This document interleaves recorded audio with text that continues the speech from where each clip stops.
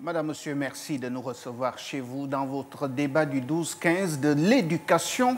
Aujourd'hui encore de l'éducation, alors que nous sommes dans la foulée de la rentrée scolaire, nous nous intéressons à l'alimentation dans l'enceinte et aux abords des établissements scolaires et nous nous interrogeons bien évidemment sur les critères d'attribution et surtout les conditions d'obtention de ces espaces commerciaux.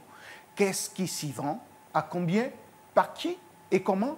Pour enrichir ce débat, sous le prisme de ce questionnaire, je reçois Fortuné Nguimoono. Il est directeur d'Académie provinciale de l'estuaire en abrégé DAP. Et avec lui, Petri Ekomsemundou, directeur des activités socio-éducatives. Bienvenue à vous, messieurs, sur le plateau de Gabon 24. Bonjour. Bonjour, monsieur. Merci déjà d'avoir répondu à notre invitation. C'est nous qui vous remercions. Alors, est-ce qu'il y a d'entrée de jeu une réglementation qui encadrerait justement les activités commerciales de façon générale et particulièrement des activités qui se pratiquent dans le cadre de l'alimentation lorsqu'on est en milieu scolaire? Nous vous remercions, monsieur Ndomengue, de l'opportunité que vous nous offrez afin de nous échanger autour des questions de vente en milieu scolaire. Alors, il faut dire que des activités commerciales en milieu scolaire sont encadrées par les textes. L'arrêté 00231 MINEFC fixant les conditions de vente de tout produit alimentaire dans les établissements publics et privés reconnus du public du 8 janvier 2019, l'arrêté 00231 vient compléter. Ce sont ces deux textes qui portent, sinon qui encadrent, la question des commerces en milieu scolaire en République gabonaise. Cette année-ci, il s'est aussi fait qu'en dehors de ces dispositions réglementaires, Madame le ministre d'État a pris une note pour effectivement mieux faire asseoir la question d'attribution des autorisations de vente en milieu scolaire. Et quel est le contenu, la substance justement de cette note additive? Merci. Alors, cette note précise la forme que doivent prendre les commissions, qui doit présider les commissions, comment examiner les dossiers pendant les commissions. Cette note précise également les éléments constitutifs des dossiers des souscripteurs. Parce qu'il faut le dire, en milieu scolaire au Gabon, lorsque vous voulez exercer une activité commerciale, surtout dans ce qui concerne l'alimentation ici, il y a un certain nombre de produits qui ne sont pas à commercialiser. Donc c'est autant d'éléments sur lesquels s'appuie la commission pour effectivement examiner de la conformité des dossiers qui sont mis à la disposition pour appréciation. Bien. Alors, est-ce que justement, M. Nguimoono, restons sur le cadre réglementaire, est-ce que, au regard du fait que l'alimentation est un domaine transversal, nous voudrions savoir si vous travaillez dans ce domaine en partenariat justement avec l'Agence gabonaise de sécurité alimentaire pour s'assurer justement de la sécurité sanitaire des aliments, autant pour moi, qui sont proposés auprès des établissements scolaires. Bien, merci, vous faites bien de le dire. La question d'alimentation en milieu scolaire est une question transversale qui touche un certain nombre d'administrations. Mais avant d'expliquer proprement cette question d'alimentation, de nutrition en milieu scolaire, je voudrais revenir sur l'aspect des actes administratifs, sur l'aspect réglementaire. Alors, vous savez que notre pays est régi par des lois et des règlements, donc des actes administratifs.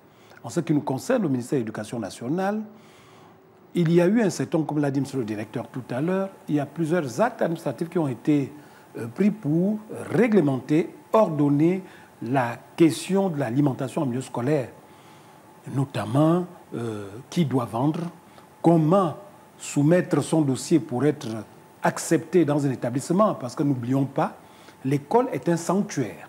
C'est pour cela que nous parlons souvent de franchise, parce que n'accède pas à l'école n'importe qui. Et Madame le ministre de l'Éducation nationale, pour coller à l'actualité, parce que beaucoup de choses se disent à travers les réseaux sociaux, et il y a aussi que l'actualité voudrait bien, sans pour autant être xénophobe, sans pour autant jeter l'anathème sur nos frères, qu'il y ait ceux qui vont vendre désormais dans nos établissements, qu'il y ait une préférence nationale, ce qui est normal parce qu'en réalité, cela crée des emplois et l'objectif du chef de l'État, c'est de créer de l'emploi. Et ces commerces-là, c'est de l'emploi et je pense que nous sommes, dans cette commission-là, nous avons une préférence nationale. Alors, vous êtes sur ces commissions et vous êtes sur la préférence nationale, déjà savoir par anticipation si les dossiers que vous recevez, les dossiers de candidature que vous recevez sont justement émis par les Gabonais. Absolument. Mais ce qu'il faudrait, ce qu'on doit dire aussi, c'est que les Gabonais doivent faire les choses correctement. Nous avons des centaines de dossiers que nous avons reçus parce que pour faire un commerce, et c'est pour cela que vous avez parlé de transversalité. Cela touche le ministère du Commerce, le ministère de l'Économie et des Finances à travers les impôts, le ministère de l'Agriculture à travers la GAZA pour la qualité des aliments. Et donc tout ceci fait en sorte que lorsque nous organisons notre commission, nous tenons compte de ces différents éléments. Cela a été d'ailleurs notifié par Madame le ministre d'État sur qui doit déposer son dossier à la commission et comment analyser et traiter ces dossiers. Et donc, je voudrais, si vous me permettez, allez-y, rapidement. Je voudrais dire que nous sommes à la phase finale, n'est-ce pas, de ces commissions. Nous allons, par le canal de la DEGOS, représenté par M. Ekomse, publier à la Direction générale des œuvres scolaires, n'est-ce pas, la liste de ceux qui sont éligibles. Mais, vous savez, la question de la nutrition est très importante. Et le ministère de l'Éducation nationale, à travers la Direction générale des œuvres scolaires, travaille en partenariat avec les autres administrations que j'ai citées plus haut, notamment le ministère de la Santé et le ministère de l'Agriculture, à travers la GAZA. Voilà un peu ce qu'on peut dire. Et dire que cela a été normé. Et depuis un certain temps, toutes celles et tous ceux qui vendent dans nos établissements sont contrôlés et de plus en plus, les chefs d'établissement jouent leur rôle en vérifiant l'hygiène de ceux qui vendent et qu'est-ce qu'on vend. Il y a aussi, j'allais ajouter l'administration du ministère du Commerce, parce qu'on doit réglementer, si vous voulez, les prix. Parce que le milieu scolaire, ce n'est pas un marché classique. Et donc, les enfants n'ont pas l'argent comme des gens qui sont actifs. C'est des petits, disons que les prix sont abordables. Et tout ça est vérifié et notifié par la direction des œuvres scolaires qui, de temps en temps, de manière régulière, organise des contrôles inopinés dans les établissements scolaires. Justement, en ce qui concerne les prix, nous allons y revenir si le temps nous le permet, bien évidemment. Monsieur Ekomse, lorsque la commission se tient et que les dossiers sont retenus finalement, qu'est-ce que ceux qui déposent les candidatures, les candidats obtiennent à la fin justement du processus? Est-ce une autorisation d'occupation d'espace? Est-ce une autorisation de vente, tout simplement? Qu'est-ce que vous délivrez comme document à ceux qui ont été retenus? Merci, M. Ndomengue. Comme je le disais en préambule, c'est également l'occasion pour nous d'expliquer un certain nombre de choses en rapport avec la question des commerces en milieu scolaire en République gabonaise. Allez-y.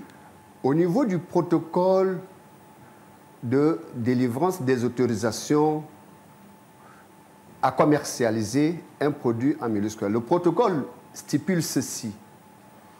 Le souscripteur adresse une correspondance au chef d'établissement qui émet un avis. L'avis des chefs d'établissement nous permet à la commission, bien sûr, de savoir qu'il y a de l'espace. À son niveau, il fait une première observation parce qu'il ne retiendra que les offres pertinentes. Donc, il y a un premier tri qui est fait à ce niveau. Ensuite, il présente les offres, donc, comme je le disais tantôt, dont tu l'aurais jugé recevable à la commission pour examiner. Et la commission siège effectivement sur la base des critères que monsieur le directeur d'académie provinciale venait de vous présenter. Et à la fin, nous délivrons une autorisation à commercialiser en milieu scolaire qui a une durée d'une année scolaire. Donc ça veut dire que si la réglementation est bien précise, comme vous venez de le dire, on a l'impression de constater que ce n'est souvent pas ce qu'on voit sur le terrain. On voit des personnes qui sont là depuis des années, qui ne disposent très souvent pas de tous les éléments que vous venez de citer, au nom d'une certaine proximité avec un chef d'établissement. Est-ce qu'aujourd'hui, désormais, avec la volonté de la préférence nationale, la réglementation en vigueur sera effective? Bien, mais tout à fait, mais il ne faut pas. Vous savez, lorsque une commission se tient chaque année et que le prestataire fournit de bons produits, respecte les normes, est-ce qu'on devrait, n'est-ce pas, annuler sa prestation? Simplement, si quelqu'un travaille bien, ben, on peut le reconduire parce que la commission examine. Et puis, il vaut mieux travailler avec quelqu'un qui connaît ce qu'il faut faire que celui qui vient apprendre. Et il faut dire que si on va vers la préférence nationale, ça veut dire qu'il y a d'autres Gabonais qui pourront, n'est-ce pas, s'intéresser au commerce en milieu scolaire. Mais vous me permettez de dire que tout ceci, c'est pour aller vers un système, parce que le ministre de l'Éducation nationale a présidé un atelier l'année dernière sur l'amélioration de la nutrition en milieu scolaire pour que nous soyons dans les standards internationaux. En milieu scolaire, ce sont les cantines. Et le ministère de l'Éducation nationale a un projet pilote sur la mise en place des cantines en milieu scolaire, ce qui permettrait de mieux organiser, de mieux contrôler l'alimentation en milieu scolaire. Aujourd'hui, la phase pilote se déroule au niveau de la province de l'Estuaire à l'école de Bikele-Ziwak. Et puis l'alimentation, souvent on s'intéresse beaucoup plus à l'alimentation en milieu scolaire dans les zones urbaines. Or, ce n'est pas seulement en zone urbaine que les enfants doivent être alimentés. Il y a aussi les zones rurales, autant pour moi. Mais en zone rurale, comment alimenter nos enfants? Et là, en zone rurale, le projet va montrer qu'à partir des produits locaux, parce que c'est ça l'objectif, à partir des produits locaux, comment nos enfants peuvent se nourrir. Parce qu'en réalité, avec le ministère de la Santé qui nous apporte son expertise, vous savez que trop de sucre, ça amène des questions de diabète, de glycémie, alors qu'en milieu rural, nous avons une alimentation qui est saine. Et le projet pilote va à partir des produits locaux. Parce qu'à la maison, ce que l'enfant, le produit qu'il mange à la maison, il faudrait qu'il retrouve ce produit en milieu scolaire. Et donc, cette étude est en train d'être menée. Nous sommes en phase pilote.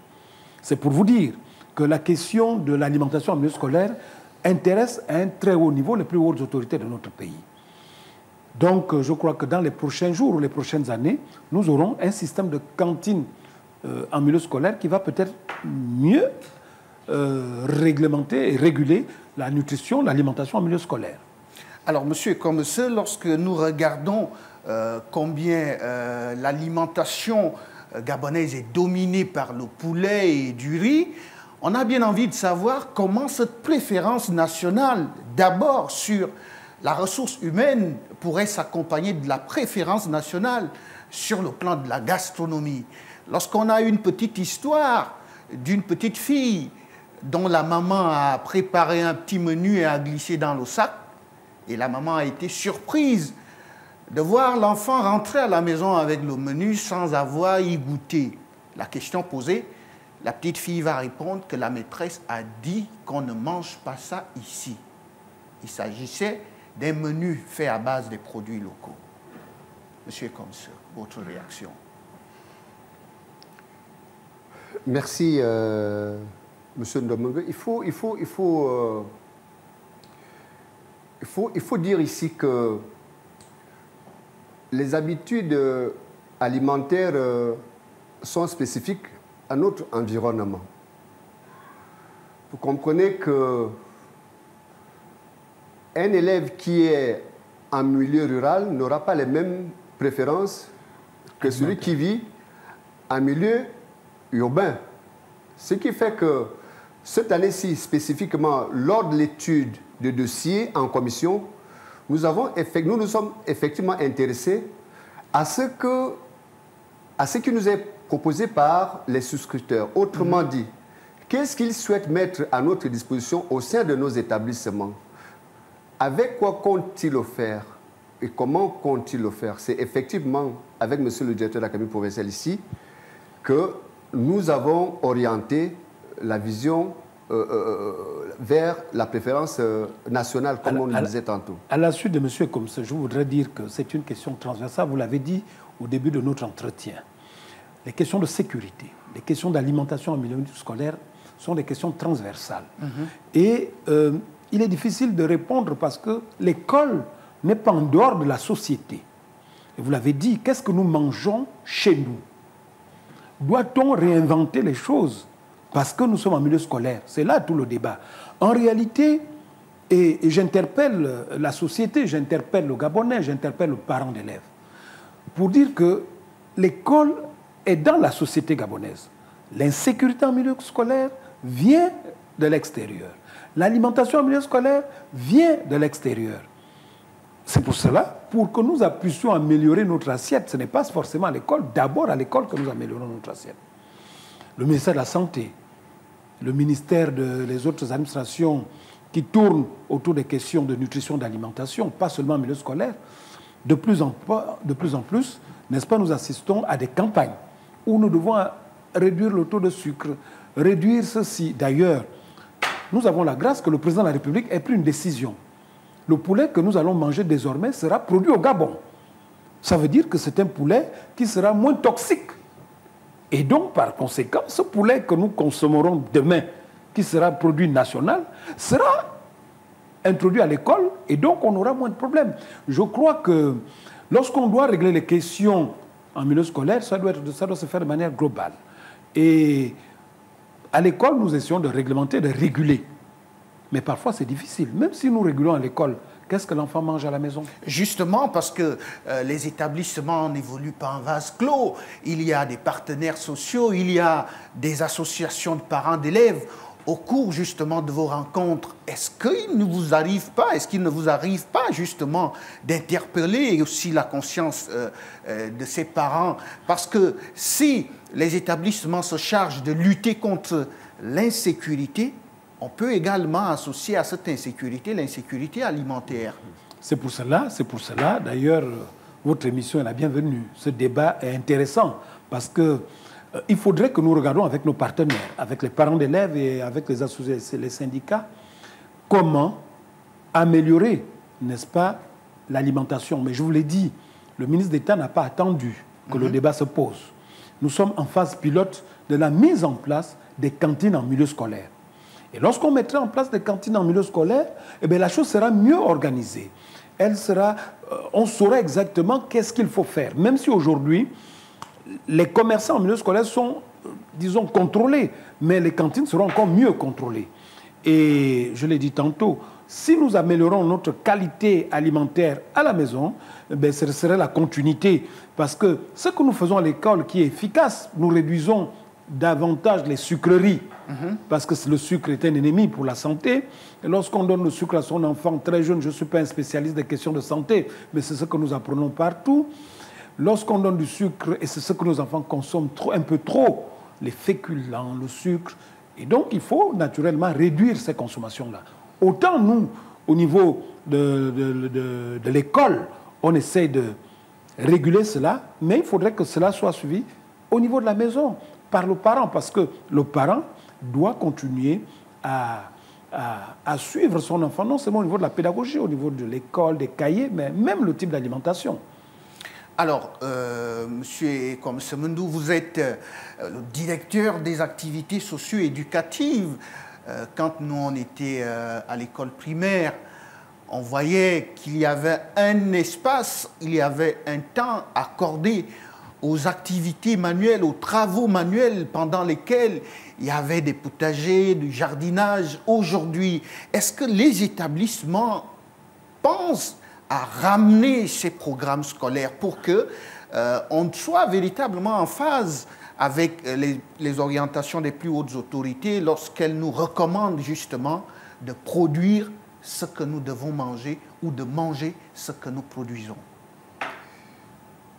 Monsieur Ndo, au sein du ministère de l'Éducation nationale, par l'impulsion de Madame le ministre d'État, la question que vous présentez a été suffisamment examinée. Pourquoi? Nous avons des disciplines d'enseignement. À l'intérieur de ces disciplines d'enseignement, je prends le cas des arts... de la SVT, par exemple.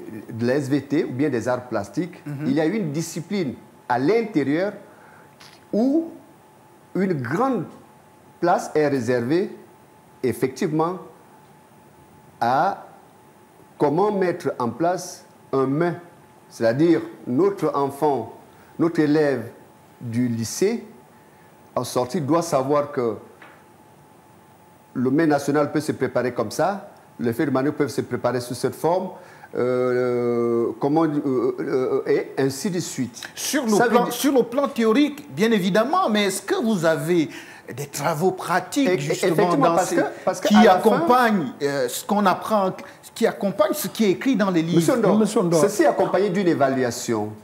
Si vous faites le tour des établissements scolaires en République gabonaise, à la fin de chaque année, vous allez effectivement vous rendre compte que les enseignants d'art plastique en font une évaluation. Monsieur Ndo, sur la base de ces prestations-là. Vous me permettez, je voudrais compléter ce qu'a dit le DAZ.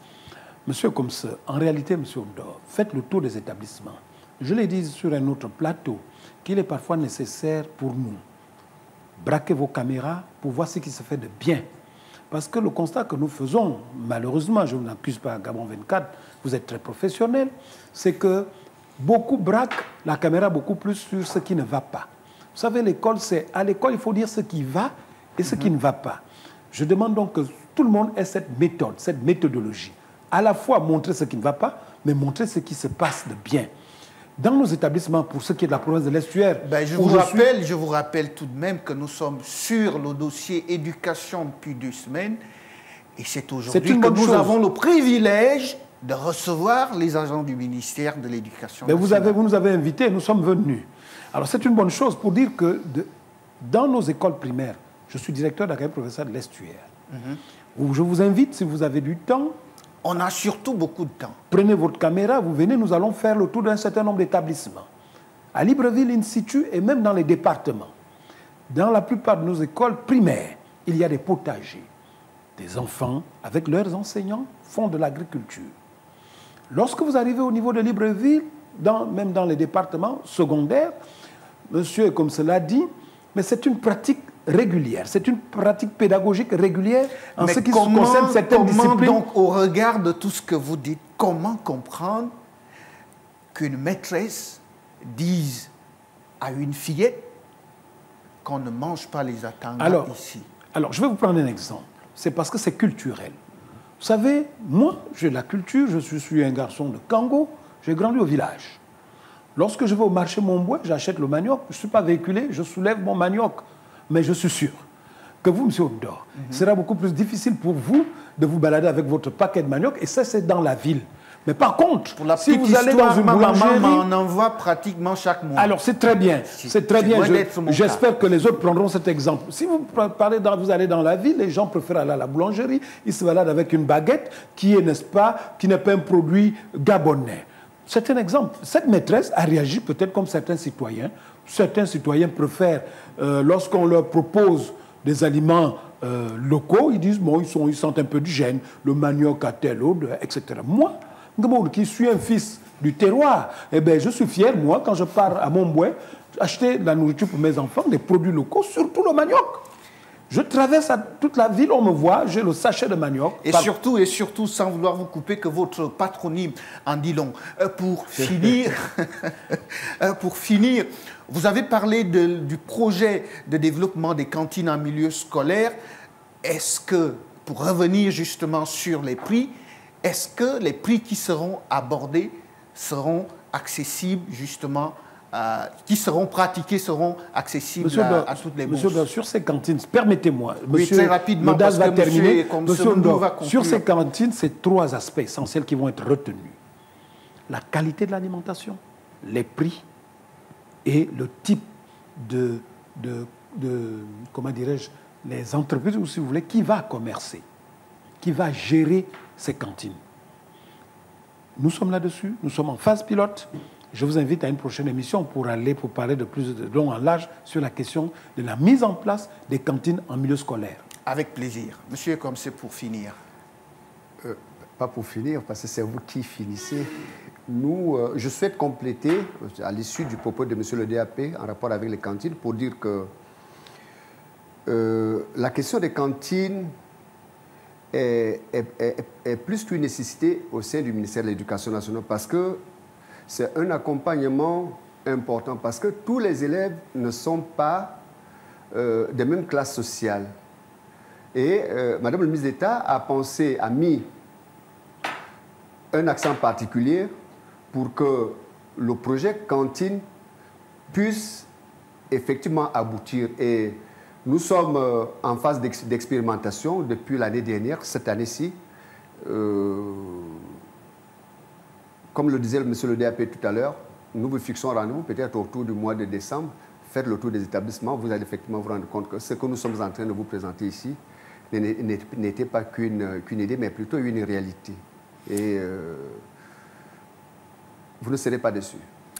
Merci à vous, monsieur Petri et comme Semendou. Je rappelle que vous êtes directeur des activités socio-éducatives au ministère de l'Éducation nationale. C'est moi qui vous remercie pour l'opportunité que vous nous avez offerte. C'est un devoir pour nous. À vous aussi, monsieur Fortuné Nguimo-Ono, directeur d'Académie provinciale de l'Estuaire. Merci d'avoir répondu favorablement à notre invitation. Nous vous disons merci et espérons que lorsqu'on parle d'école, il faut inviter les acteurs de l'école que nous sommes. Vous êtes au cœur de notre stratégie. Merci à vous également, madame, monsieur, de nous avoir regardé sur ce débat du 12-15 qui jetait un coup de projecteur sur l'alimentation en milieu scolaire lorsque nous savons que la plus grande partie de notre santé passe par notre assiette. C'est fini pour aujourd'hui et à très bientôt sur Gabon 24.